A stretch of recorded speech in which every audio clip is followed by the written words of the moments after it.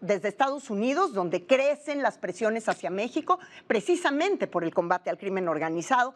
Esta semana pues se dio a conocer la decisión de que no se va a buscar la pena de muerte para Ismael El Mayo Zambada, ni para Rafael Caro Quintero, ni para Vicente Carrillo Fuentes el Viceroy. ¿Qué fue lo que los salvó? ¿Qué intercambio ofreció la defensa de estos capos, particularmente en el caso de Caro Quintero, para relajar el histórico resentimiento por la muerte del agente Enrique Kiki Camarena? ¿A cambio de qué la defensa del Mayo Zambada consiguió esta deferencia? Para analizar estos temas y el incremento de la violencia en el país, me enlazo con el periodista especialista en temas de crimen organizado, Miguel Aquino. Gracias, Miguel. Muy buenas noches. Hola Mónica, ¿cómo estás? Muy buenas noches, me da mucho gusto saludarte. Gracias, Miguel. Pues bueno, vamos a irnos por orden. Vamos a comenzar allá donde estás precisamente, en Cancún, Quintana Roo. Tú fuiste de los primeros en reportar en esta semana el asesinato del líder de la CROC allá. ¿Se tiene algún avance en la investigación? ¿Hay algún detenido por estos hechos? No, lamentablemente no, Mónica. Lamentablemente no, como suele suceder en la mayoría de los casos.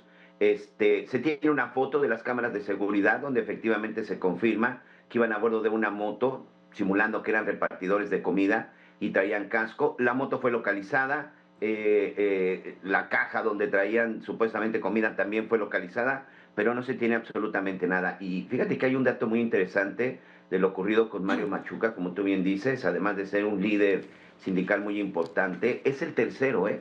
Es el tercer líder sindical que es asesinado en el estado de Quintana Roo. ¿Cómo? ¿En cuánto tiempo?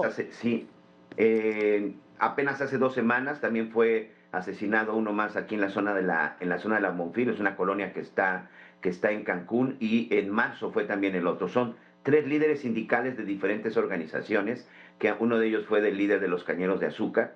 Ellos también él fue asesinado. Van 3 líderes sindicales. La verdad es que Quintana Roo también es un estado en donde la inseguridad ha estado elevándose. El tema de la extorsión aquí es un tema muy importante. Hoy precisamente de parte de algunos hoteles de la zona de la Riviera Maya y de Tulum están dando a conocer que son víctimas de la extorsión, porque ese nivel está escalando incluso ya hacia los hoteles, la extorsión y el cobro de derecho de piso, Mónica. Así es, y de la frontera sur nos vamos a la frontera norte, Reynosa, Tamaulipas, mi tierra, Miguel. Este asesinato no tiene calificativo, todas las imágenes que vimos durante la semana, y además ya aparentemente esto ligado a un asunto de huachicol que el gobierno de Tamaulipas se ha esmerado en negar.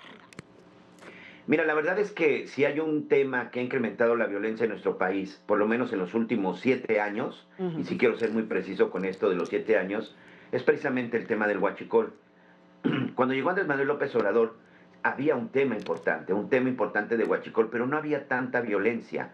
Hoy el tema del huachicol es uno de los principales negocios del crimen organizado en Veracruz, en Tabasco. Por eso se ha incrementado la violencia en estos lugares. En Tamaulipas, qué decir en Guanajuato, incluso en el centro del país. Bueno, en la misma Ciudad de México se han encontrado lugares en donde se está sacando combustible. Aquí en el caso del delegado de la Fiscalía General de la República, yo sí quiero resaltar algo. El nivel de corrupción y de involucramiento por parte de algunos elementos de la propia Fiscalía con el crimen organizado. ¿Y por qué me atrevo a decir esto, Mónica? Primero que nada, la camioneta se la habían cambiado, no tengo bien el dato si fue 1 o 2 días antes, viajaba solo, sin escolta, sabían perfectamente cuál iba a ser su trayecto. Todavía no está claro si le lanzaron la granada o traía algún objeto explosivo. El hecho es que un personaje como un delegado de la Fiscalía General de la República en un lugar como Reynosa, con todo respeto, sé que es tu tierra, tan peligroso, no puede estar solo. Hay información que precisamente el día de ayer que platicábamos, que íbamos a platicar de esto y que estuve revisando, hay una investigación hacia el interior. No se descarta que lo pusieron, como se dice en el argot, al fiscal, y tiene que ver precisamente con el tema del huachicol. Él fue el que encabezó el operativo para asegurar más de 1.800.000 litros recientemente en esta zona, y también estuvo en la investigación de los más de 10 millones de litros que, por cierto, bueno, pues todavía no se tiene claro a quién le perteneció, quiénes son responsables. El huachicol, atención, ese huachicol que según iban a combatir y que iban a terminar y que supuestamente se estaba acabando, hoy es el principal delito que le está generando dinero al crimen organizado, porque además no tiene tanto riesgo, no requiere de tanto problema y las cantidades incluso ya están superando o están por superar lo que deja la droga. Si tú transportas 10 toneladas de droga, lo tienes que hacer de manera oculta. El huachicol y el combustible no lo están ocultando. Lo único que necesitan son un corrupto, autoridades corruptas en las aduanas y, por supuesto, un documento que valide las toneladas o los litros, perdón, en este caso de huachicol, que van sacando. Atención, el huachicol, el robo de combustible, es precisamente uno de los negocios que está provocando tanta sangre y tantos muertos en este momento en el país. Y hablando de lo que pueda provocar tanta sangre y tantos muertos, todo esto viene a suceder exactamente en la misma semana y bueno, el asunto de Tamaulipas prácticamente pegado a esta decisión del gobierno de los Estados Unidos de perdonar la pena de muerte a estos tres capos históricos, el Viceroy, Caro Quintero y el Mayo Zambada allá en los Estados Unidos. ¿Esto significará que son formalmente testigos protegidos, Miguel? La defensa de estos personajes, particularmente la de Caro Quintero, mira, me llama la atención por toda la historia que tiene. ¿Son testigos protegidos formales? Miran, yo no creo que sean todavía formales, pero sí hay un acuerdo. Y para empezar, Caro Quintero ya está haciendo su acuerdo, ¿eh? El día de ayer por la noche salió un documento que fue enviado a las autoridades en Brooklyn, específicamente a las autoridades de justicia. Por lo pronto el señor ya está solicitando que no lo tengan en una celda incomunicado 23 horas del día. Por lo pronto el señor ya está pidiendo que tenga visitas, que pueda hablar más tiempo con sus abogados y literal que le pongan aire fresco. Se relajó su prisión, digamos. No, bueno, lo que está pidiendo él precisamente es que ya no esté confinado en una celda pequeña donde no tenga comunicación. Es decir, ya empezó a pedir. Me parece que en el caso de Caro Quintero, este sí es el caso más dramático.